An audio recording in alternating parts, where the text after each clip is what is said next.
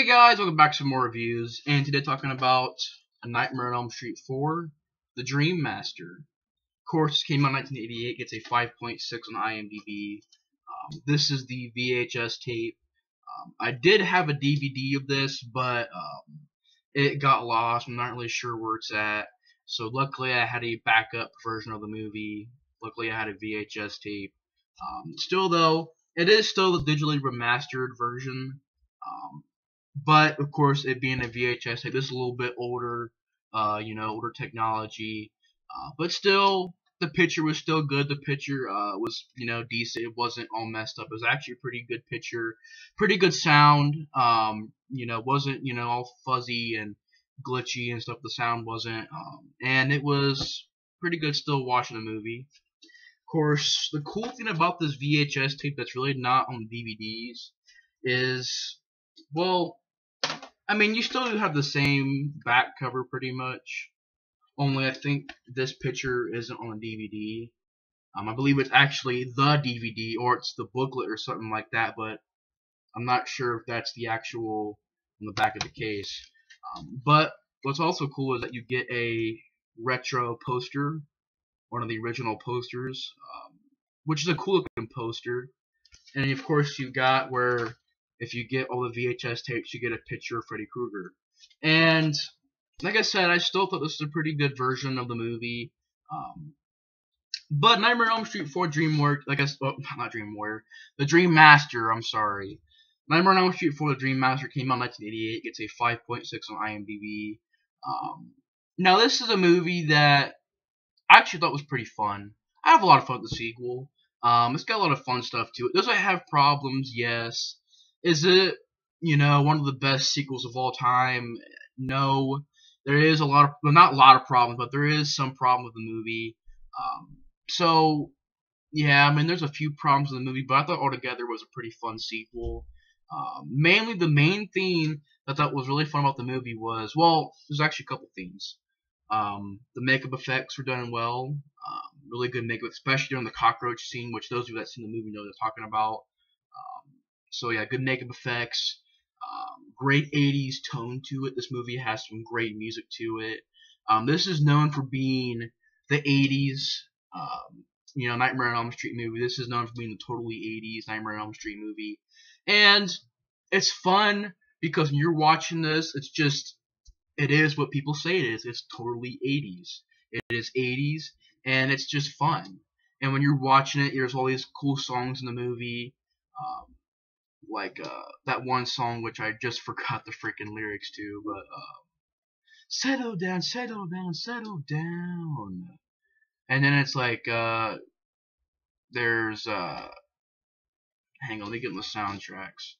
There's Don't Be Afraid of Your Dreams, which was performed by Go West, but the version of that song was sort of the more, I don't know, not as good as the version they use in the actual movie, because if you listen to that version and the movie in the version in the movie, the actual version in the movie is better than the one that's by Go West. I've heard it and it kind of sucked. And you've got anything by Dramarama, anything. Okay, what is it tonight? And then of course you got Pride and Joy, Rebuilding the Big House, Therapist, Under the Night Stars, Standing Over You, and of course Nightmare, performed by Tuesday Night, which was actually Kristen, I believe, in this movie. Which, honestly, the song was good. The opening song, running from this nightmare, I turn around but there's no one there, and I'm running from this nightmare. It was a catchy song. It was pretty good, and she did a good job, singing the song. It was a decent song. It was catchy. But as far as acting goes, as Kristen, she's kind of really bad. In my opinion, at least. Yeah, because she'll deliver these lines, especially when she's freaking out, and then she'll just even her regular lines, when she says it, it just sounds like there's no effort really that much put into it. It's like, oh no, Freddy's over there. I must run now. Freddy's blah blah blah. "Oh no, Alice, you have to get ready for Freddy. You have to make sure you're prepared to fight Freddy. I have to go." It just her acting just wasn't all the way there. But besides that, man, like besides that, and besides a few more problems I'll get to, the songs in the movie are really well done. Of course, this is also described, like I said, totally 80s as well as the MTV sort of Nightmare on Elm Street movie. And A, the way it's shot, and then B, in the way that the music's in it. It's a very MTV style, very MTV style movie, because there's a lot of music from actual bands and stuff in the movie. And I don't know, just the way that it was shot was sort of MTV, which sometimes I didn't mind. Sometimes it worked for the atmosphere.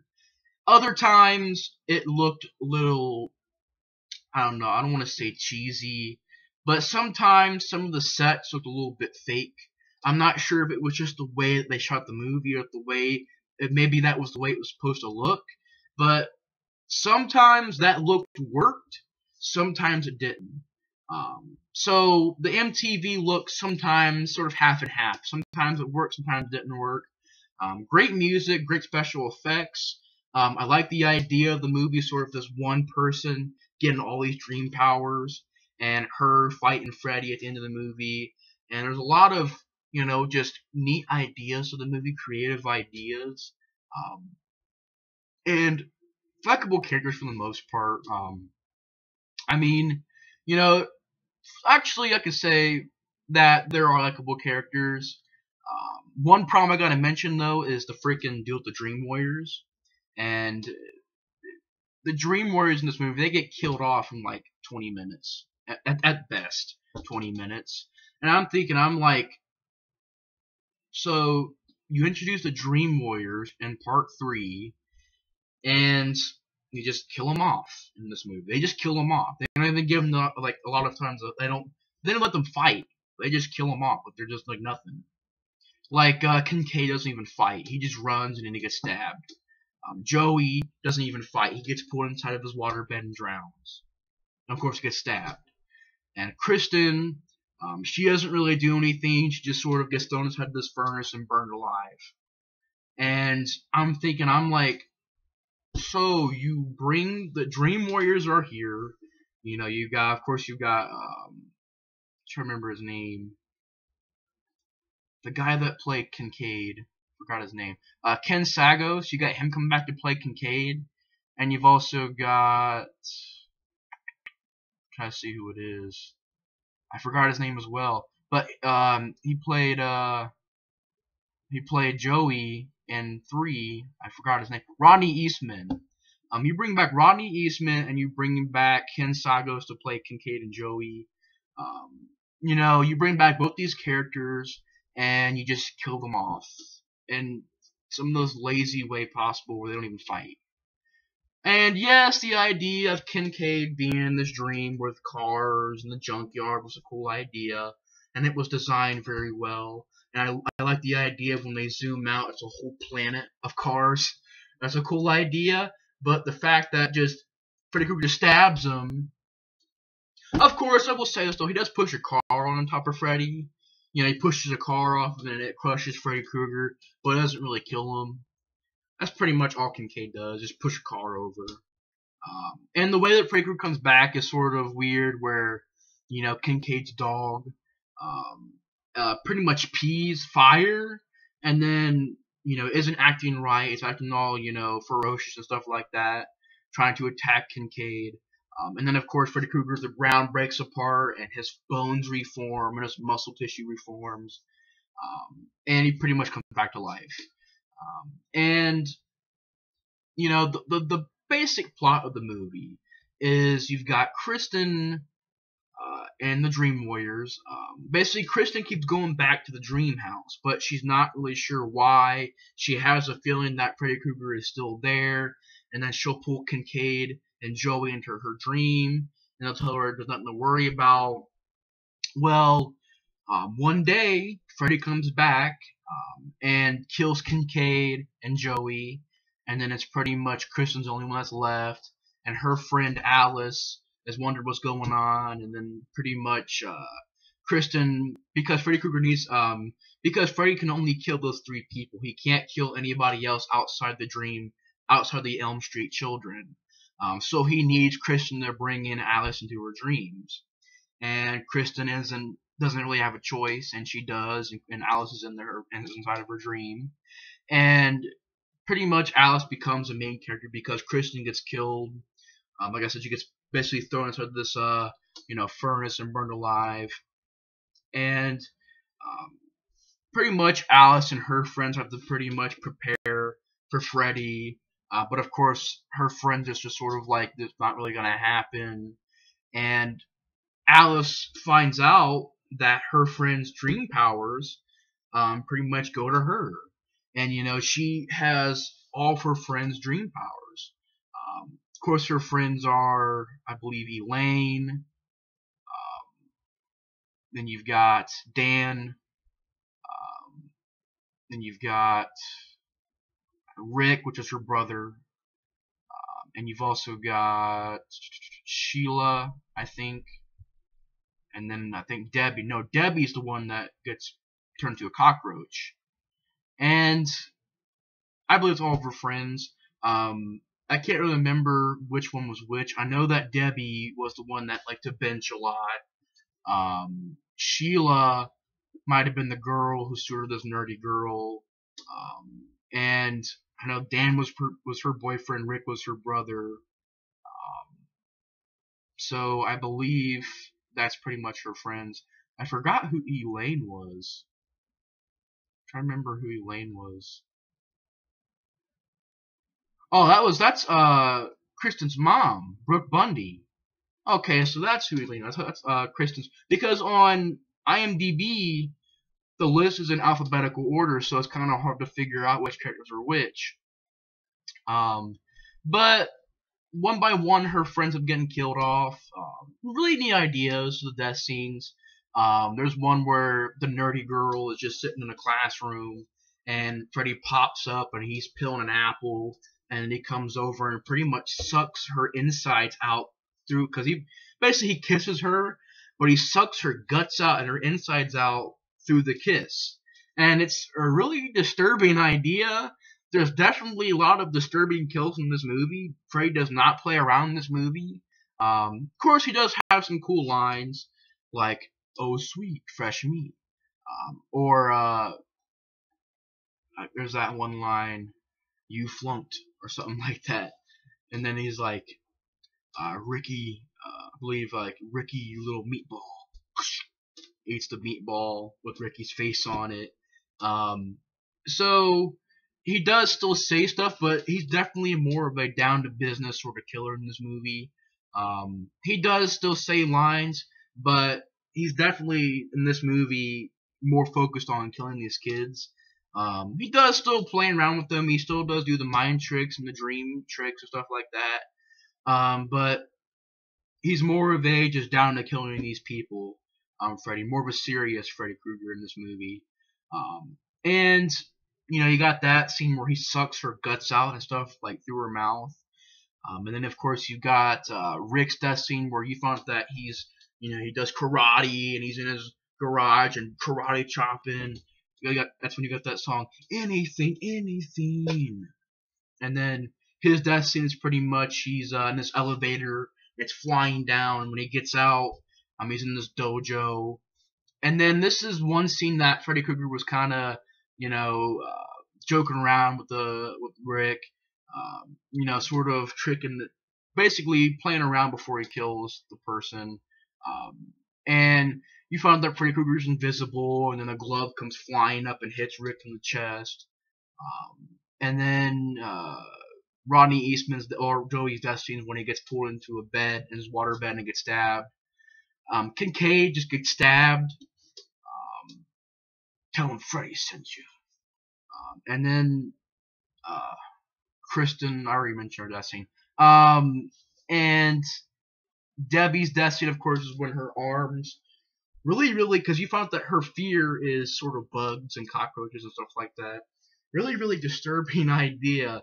probably the most disturbing death in the movie, and probably one of the most disturbing deaths in the franchise, is when you see these practical, like, cockroach, uh, you know, arms and stuff like that come out of her arm, and because she's benching, and Freddy's like holding the bench like that, or holding the bar like this, and she's like, "I don't believe in you," and he's like, "I believe in you. No pain, no gain." Push her arms down, and her elbows crack through, and she's like, "Ah, ah," and then her arms fall off, and then there's like, cockroach arms, and then she falls in this glue stuff and rips her face off, and it's a cockroach. And then, of course, Freddy Krueger's looking through it like this because there's like a screen, and then he's looking through it, and he goes, "You can check in, but you can't check out."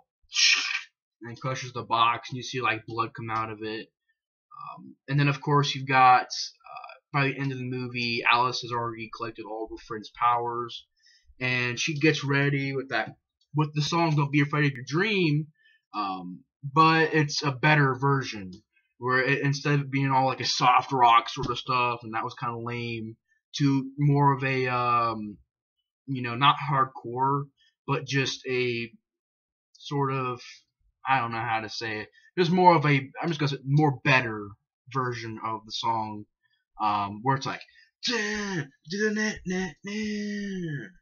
and she's putting like freaking her brother's headband from when he's doing karate on her hand, getting that device that her friend made and putting it on her side, and then gets like this spiked wrist, basically a spiked bracelet, putting it on, putting her hair back, lifting the freaking collar up, totally 80s, and goes freaking A.